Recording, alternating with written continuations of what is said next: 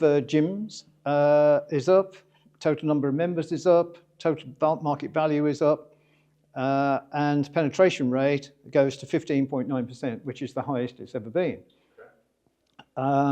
And back in 2019, we had 7,239 gyms compared to our 7,009 at the moment. But of course, lots of those were weak sites anyway, and so they crashed during COVID. And so what we're left with, which I think is far more interesting from an industry point of view, is that we've got more members across fewer sites. Yeah. And the market value is much greater. So last year, I was talking about premiumization. You know, all these people that are charging, maybe you three, you know, charging more for different facilities. So instead of a race to the bottom, the opposite has started. So a really good example is that 94% of all low-cost gyms are just 3 brands. Because most of the other low-cost brands have now moved into the mid-market because they want higher yield. And so this market value has just continued to grow, which is great news for the industry. And then one of my gripes has been consistently about how we're just not charging enough for what we do. I mean, when you think, I mean, this is 1 cup of coffee a week, effectively. And now, post-COVID, we have had 2 main reasons. One is we all suffered from the energy crisis, and we all suffered from the fact that our sites were closed, and we needed to generate more income. So we had excuses and reasons to put prices up. And so you can see, so this is the private sector, and this is the public sector. Public sector, I still can't understand why the average price isn't much higher, because they can provide so many other things. And independents, the average is £41.94. So total number of members going up. And again, out of this 10 million figure, 1.4 million is independents. I just love the fact that people have given me these. So public and private. Again, you can see how the private sites have been growing and then stalling over the last few years. And that's really interesting because, again, it comes back to the weaker sites were closing and the stronger sites have not only survived, but they've been replaced. So as sites have closed, they've been replaced by Pure Gym, the gym group, who are, together with JD, are the only 3 sites that have opened more than 10 sites across all brands, public and private. Interesting, looking at that over the past 4 years, the private gyms have gone pretty much stayed the same. Yep. 4,510, 4,513. Yep. But the public have gone from 2,729 yeah. and reduced over you know, is that over 200? Yep.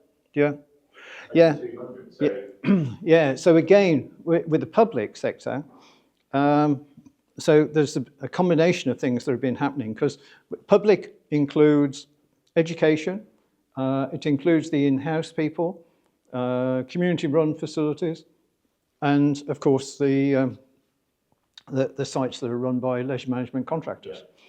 Yeah. And again, what's happened here is that a number of smaller public sector sites have just failed. Yeah. You know, smaller trusts Oh, you're in the classic area for small trusts that are just failing. And so some of those sites have just closed. So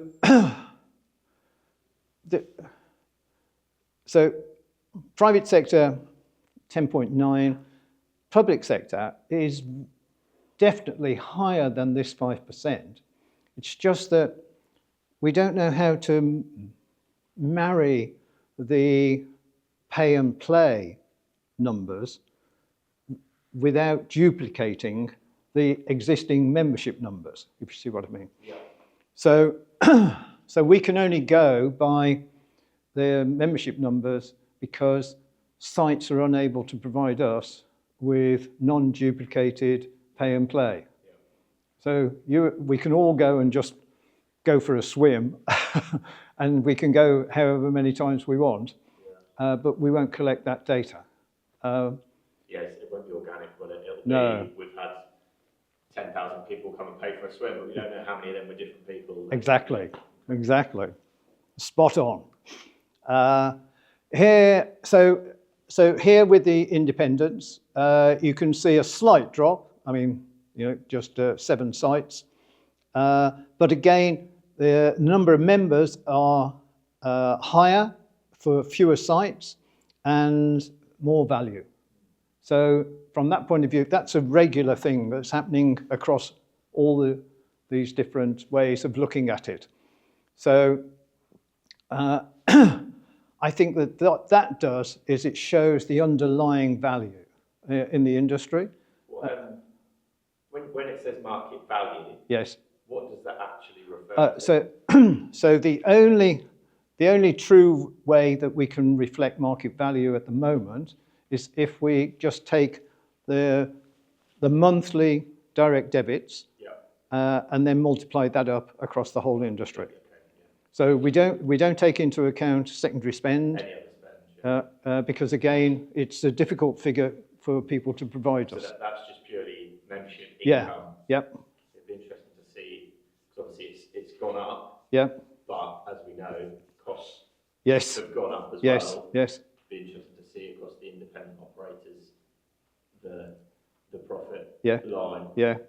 In relation to market value exploding so much. Yeah, because again, we all know, and it's public knowledge, that Fitness First have had difficulty and have closed a number of sites in the City of London.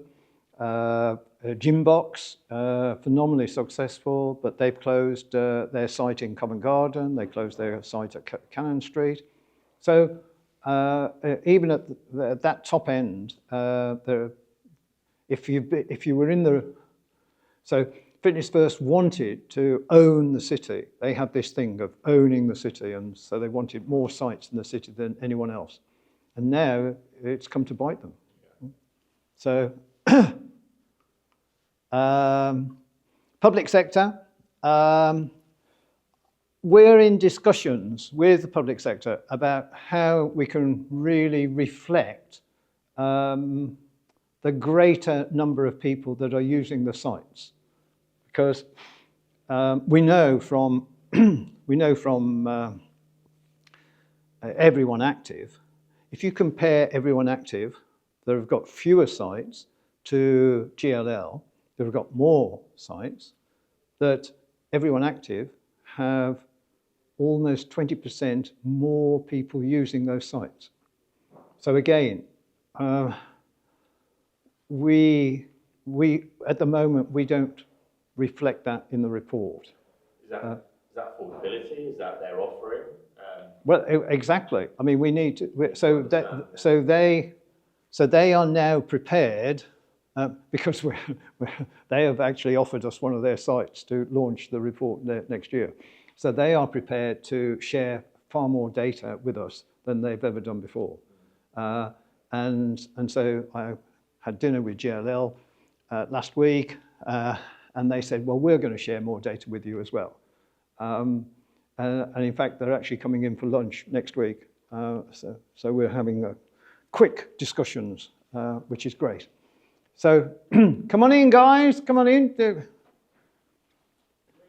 welcome, welcome. It's not Glastonbury, but you know,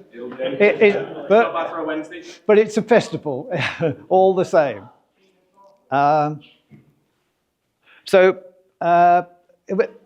What was interesting when you break down the public sector trends, that the top 10 operators have slightly fewer sites. Trusts, interestingly, slightly fewer sites. The weaker ones have gone. The leisure management contractors, slightly fewer sites because more local authorities are taking their sites in-house. So the inbound of leisure, so this is really interesting. And I mean, if we just look at London, so Southwark have taken back in-house Tower Hamlets, and there are more. Harrogate is a famous one as well, taking it back in-house.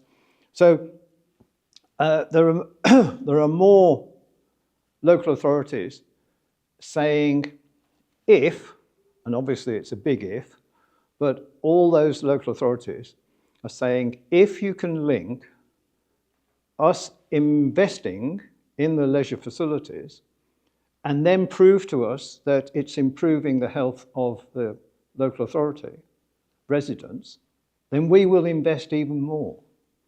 And so all the in-house operators have started with a board that includes refurbishment, housing, health, and lots of different people from the local authority are sitting on the leisure board.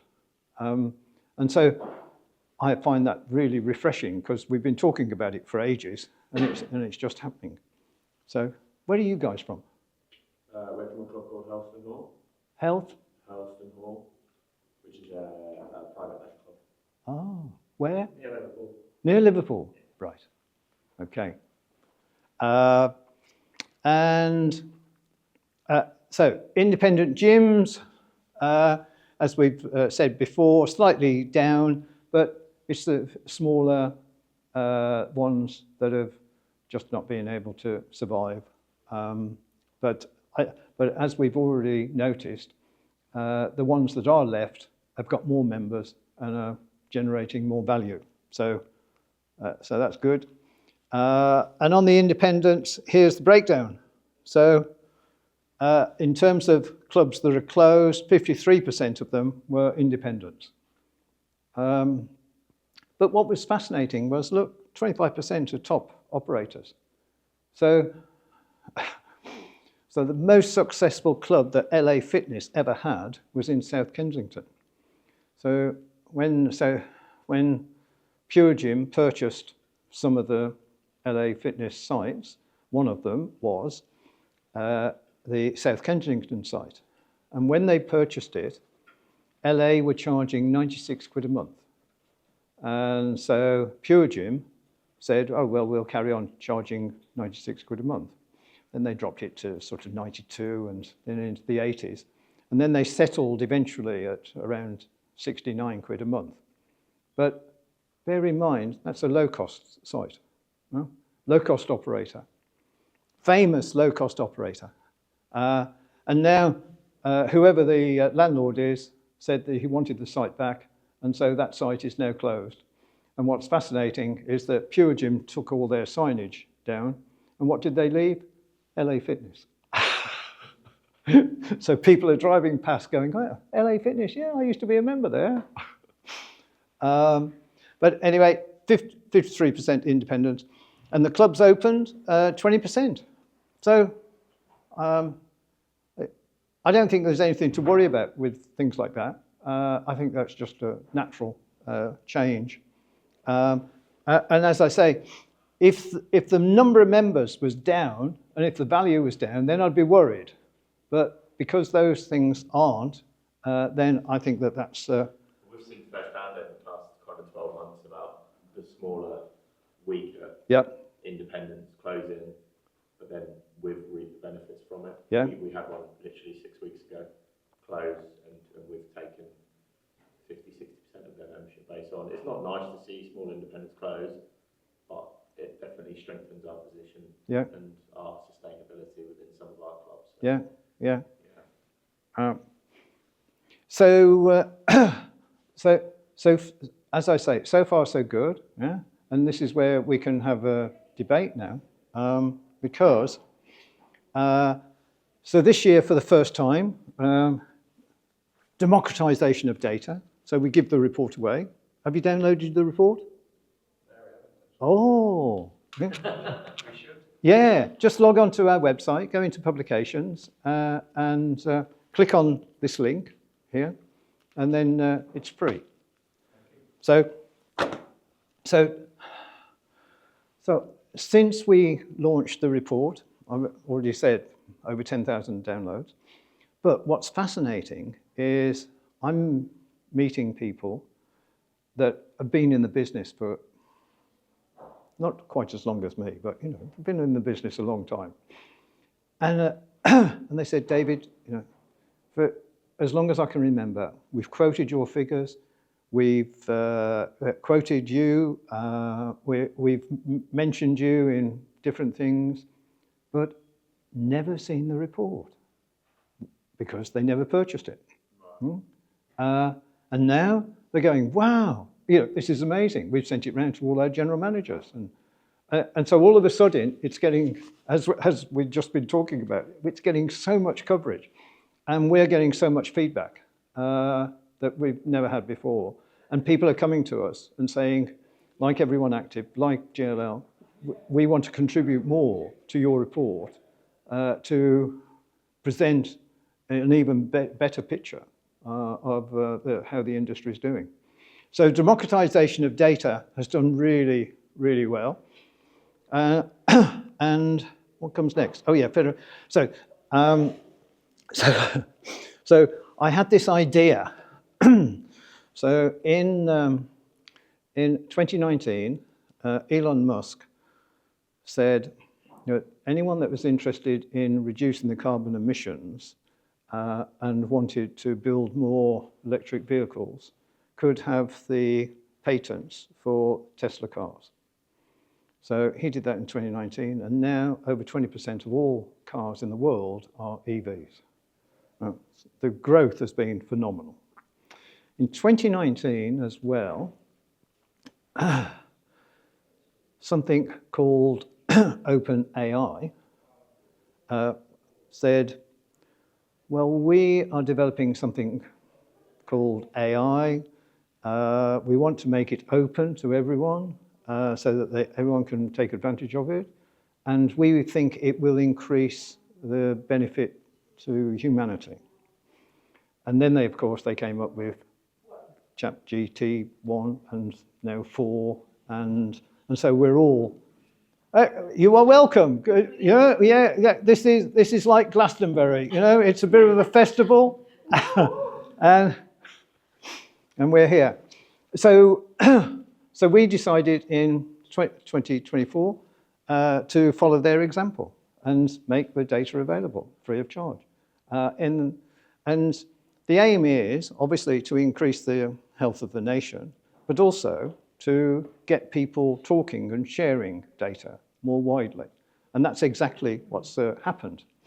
And so the concept of sharing data more widely, if you Google federate data, then you'll see that data that's held in lots of different formats can come together. Now, the aim for that is fascinating because when I go and visit a local authority, one local authority I recently went to said they have data on their customers in 10 different areas, or data on their whole business in 10 different areas. I was thinking, wow, that's incredible. I thought it was all in one place, and then you could just search it, and they were going, no. And I went to a private operator, and they said, oh, we've got data in 4 places. And again, I was thinking, wow, you just assume that some people have just got it all in one place. How many places do you have your data? Not many. Not many. Quite a few. Yeah, probably 2, 3 max. You guys? Maybe like 3, 4. Yeah. I know what you mean from the local authority. So I worked for a local authority management, and we had so many platforms with every different thing on, so it's all over the place. So, so federation of data is something that enables you to bring all these things together, analyze it in one place, and then report on it. So that's, again, something that we're going to do. And the answers is all about we've all been used to search, and search is, without a shadow of a doubt, the most profitable concept that anyone has ever come up with. And so we all search mostly on Google, and then we have to search again, because the search gives you an indication of the answer, but it doesn't always give you the answer. Whereas in the future, AI will just give you the answers. So, so we're going to get answers more quickly. And Kamasaya is, so I've been working in Japan for 18 years, and Kamasaya means God. And they treat all their customers as God. They know all their names, and they talk to them on the way in, and they talk to them on the way out. And what I find the psychology as well. So you probably know about service content of Japanese people, but it's also the cleanliness. And so they close, most of their clubs close for one day each week for deep cleaning. And I talk to clubs here, and they say, oh, maybe once a year for deep cleaning, whereas the Japanese do it every week. And then the other interesting psychology part of that is they do it on a Monday. And you go, hang on a minute, that's going to be your busiest day. And they go, no, it's Tuesday. And so there's lots for us to learn from the Japanese, and there's lots for us to learn about how to treat the people. So need to give a big thank you to all our contributors and supporters and sponsors, because without these people, we wouldn't have the narrative that we have in the report, which I found absolutely fascinating, having read all those comments. And then these are all the people who enabled us to give it away free of charge as well. So, there we are, guys. Download it. Brilliant. So, yeah, I'll definitely forward it to all the team to have a look. how many members you got? Ah, and how long has it been going? 20 years. Wow. And how far out of Liverpool are you? Probably about 20 minutes or so. Right. It's, well, out of the city centre. It's a place called Ormskirk. Yeah. Oh, yeah, I know Ormskirk. Yeah. So it's just there. So it's interesting. We've had a lot of growth over the last kind of 3 years or so. Yeah. Especially post-COVID, probably for a lot of the reasons you just mentioned. Right. But yeah, no, we've had a lot of growth over the last kind of 3 years. But yeah, the biggest thing now we're trying to face is, obviously with that growth, how do we match service standards to where we were when we had 700 members or 1,000 members? Yeah. It's trying to grow as we grow. And talking of service standards, how do you manage to grow and keep the service level? Yeah, challenging, but I think just keeping high intensity on management and trying new things, not being afraid to try new things, is definitely something that puts us ahead. If something doesn't work, then fine, try something new, and keep it fresh. But yeah, definitely high standards in terms of, cleanliness and friendliness. There are two main key drivers that keep people coming back. Yeah. Definitely. And to be fair, we're quite similar. I think we try and focus on a bit of a premium offering. So it's that whole thing of knowing your members' names, having that conversation with them, we're quite fortunate. We've got a bit of a reception kind of coffee area, so there is that kind of broken down barrier. So you do start to know people's backgrounds, people's families. I think it's just making sure I think recruitment's a big one for us, like making sure that we recruit the right kind of people that are willing to have those conversations and aren't just kind of just a brick wall when people walk in. Yeah. But the thing I found quite challenging is getting people to have a bit more of like an eyes up approach. So, you know, if things are out of place, are we putting them back as soon as they're out of place? I think it's. I was on a seminar the other week with a training company, and we were talking about struggles with recruitment, and especially younger people, and how it differentiates to maybe my age and above in terms of work ethic and, you know, them wanting the world for not much input and stuff like that, and it is tough. And there's people there from all different industries, and they're all saying they're having exactly the same problems with recruitment in younger people, having different work ethics and not wanting to put the effort in and not having the highest standards and things. That's where the club manager's got to be strong and train correct and not accept below standards and things. So I think I've found the disillusionment between kind of what people expect for this industry to be compared to what it actually is. Probably to be greater now than it probably was 10, 15, 20 years ago. You know, I came up when I did all my qualifications and started in the gyms, you realise it was hard graft. Like you had to do a lot. It was early, it was late. Technically bordering the boundaries of kind of fair work and that kind of thing. But you know, it is what it is. But you work in a bit more of a relaxed atmosphere. You go to work in trainers, and you know there are pros and cons to both. But I'm finding now that I think it's social media. They see the influencers who have all these PT following, and they think that's what it's going to be like. But when you actually get on the gym floor and you've got to engage with customers and do cleaning and tasks like that, they don't want to do it. They want to work remotely. And Cara, do you want to come in on that? There's again being in kind of like to class myself as an industry dinosaur, but I'm an industry dinosaur. From your point of view, there was an expectation, and even so, on the education side, training providers and how they deliver it, I think is in some ways setting up for, if I'm honest, a bit of failure in terms of you can get qualified, it's online, it's quick, so they don't get that. And I do feel now, working with different providers, there is a shift that's happening. But I think it's, in many of the discussions that we've had, it's getting everybody to work together, and just because we are all independents or we are all training providers, but to have that discussion and work together, so that when it comes to the likes of education, to SimSpa, to the reality of setting that person up for, because it's unfair on their expectations, and it depends whether it's a private provider, whether it's endpoint assessment. It's very, very different. And if I use the endpoint assessments as an example, where there are passes and distinctions, and then you have a conversation with the learner, I can categorically say it's down to their experience of where they're working and the influence of their tutors.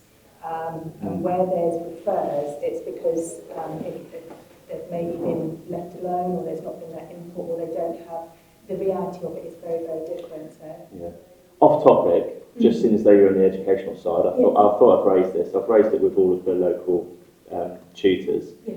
But a massive problem for me, it is personal to me, but I think we're having some of our apprentices not qualify as PTs, who would be fantastic personal trainers and stopping their footstep into the industry altogether because they don't have a qualification, because they can't pass their key skills.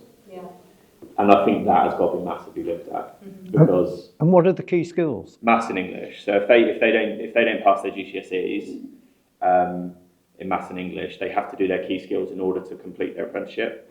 But some people just are not academic enough to be able to pass it. Hey, I failed my O-level maths 6 times. Exactly. And I just think something has to be done about that, because it's stopping so many great people getting into the industry just because they can't pass their key skills. There's different routes that you can go, because prerequisites are different. So again, it's looking at there being the standardisation across the board, which there isn't. And again, I've now come away from working directly with an AO because I want to work with individual providers and academies to try and standardise and look at exactly, have these conversations, because also the skill set of the personal trainer is very different from some of the offerings. So some of the offering can be a whole online thing, and the skill set is that, well, I'm a practical person, and my forte is being able to,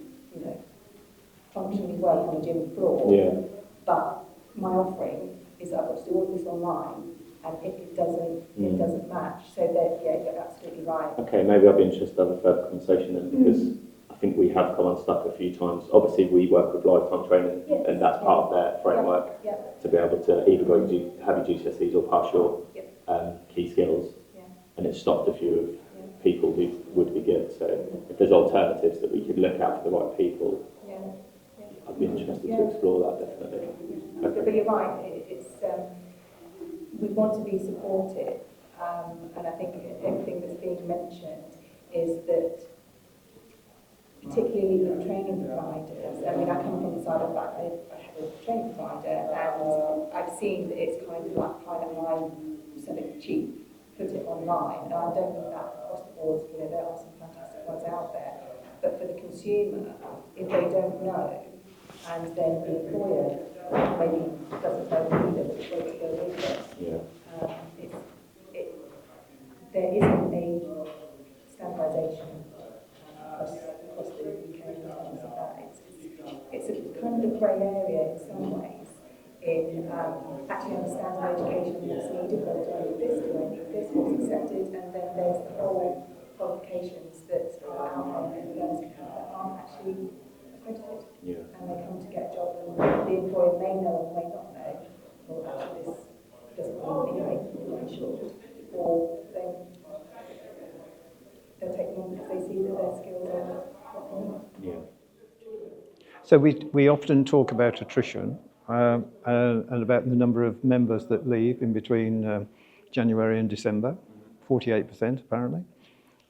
What percentage of staff leave in 12 months or 2 years? I'm not sure about a percentage. I mean, we've been quite fortunate. I think we've in my head, I think we probably only lost one in the last 12 months. So, we're quite a small team, so I think that may have a bit of a reflection on that. Yeah. But when you're growing, as you are, then you're taking on, obviously, lots of people that you don't necessarily know. I mean, take Dan's covered Lowestoft, for example, when we opened just under 2 years ago. So 3 of you from the initial people who set it up. So we've had, 5 or 6 in 2 years flip over. So it can take a while to get the right people. But you reap the benefits once you do. We're seeing that now. Lowestoft now, we've got the majority of the team, the right team in there. It's definitely makes Dan's job easier. 100%. I think it's the big thing I've learned myself is just sometimes if you need something, don't just jump at the first option you get. That's a big thing. For me, as a manager, that's what I've learned. To start off with, I was probably just jumping at the next qualification. Like, you've got qualification, come on, keep it. Rather than actually cause more aggro in the long run. It can be easy to do because I know these guys. They know if they've had somebody leave and they can't get someone in quick, it's going to fall back on them to be picking up the slack. So you completely understand it. But if you wait an extra 4 weeks to get the right person in the long run, it's going to cause you less problems. And also, Cara, when you think about every level of the NHS workers, they all have a pathway, and they all know. And the nurse at our GP practice she's just now doing her prescribing nurse level, which, as she says, is really difficult. But everyone has their pathway. Whereas when people come into our industry, is there a pathway? There is so there's a recommendation, and it is a recommendation that once you're level 3 qualified, you then have to maintain CPD, and it depends again who they're with. Is it X amount of points? Is it every 2 years? Do the employers look at this? Is it something that's supported? So there isn't actually, I get my head chopped off on this. There isn't actually, you must do this. Now, things have come and gone in terms of whether it's reps, whether it's SimSpa and the recommendations. Are you a member? Are you not a member? What's the benefit of being a member? How does that impact the person or the operator? So again, it's all down to that individual choice and the employer as to what they want to do. In terms of pathway, there are pathways. From my point of view, I either see it in two ways, is that you've got that employee who wants to excel, we were saying yesterday about the whole GP referral thing. Well, that's great, but can the workforce support that? Yeah. And then there's the other pathway where it's a PT that just needs to collect points because that's what they've been told to do, so it's the cheapest thing that they can go and do. Yeah. And then it's the responsibility for the training provider as well as to what they have on offer. Right. You know, is a CPD in suspension training actually going to work in my facility that doesn't actually have any suspension training, or is it more that I do need some GP referral or go down to the conditioning route? So a really long answer to your question, which is no, there isn't. But my osteopath, for example, he has to do CPDs to a certain level every year. Otherwise, I don't know what happens to him, but he has to do it. Yeah, so there's every 2 years you need to show X amount. So as an awarding organisation, say for example the EQA will go into the training providers and see what has the staff done in terms of they have to do X amount. But then that doesn't follow down into the tutors assessors within the training provider have to do a certain amount, but that doesn't then come down to the actual staff member on the ground. Right. So unless you're registered with something like SimSpa and there's an underlying you need to get X amount of points for that registration, follow up on that. I don't know what follow up is. I'm not sure they come and take away your dumbbells or something. But also last night we heard that around 80% of people don't do CPDs. I was going to say, when I worked for the local authority management company, you know, it was for places leisure, and they didn't chase it. Yeah. You know, and if a company like, you know, independents aren't going to chase it, if a company like that aren't going to be strict on it, so no, they were there, but it wasn't a necessity. Yeah. And because the qualifications, the ones that are accredited are for life. Now, if I still practice what I was taught, we'll all be ballistic stretching right now. You know, it's not relevant. No. So something needs to be in place. Yeah. As I said to you last night as well, you know, I've been in the industry for a long time, and training and education are the two areas that I feel like a fog. And this is why I've gone into what I'm doing, is to try and. It's all very well me saying there isn't this is an issue that we need a solution. So this is kind of my part. Yeah. Collaborating with as many people as possible. Yeah. To, you know, talk, listen. Yeah. Yeah. Great. Well, thank you guys. Thank you very much. That turned out to be far more interesting than I thought it was going to be.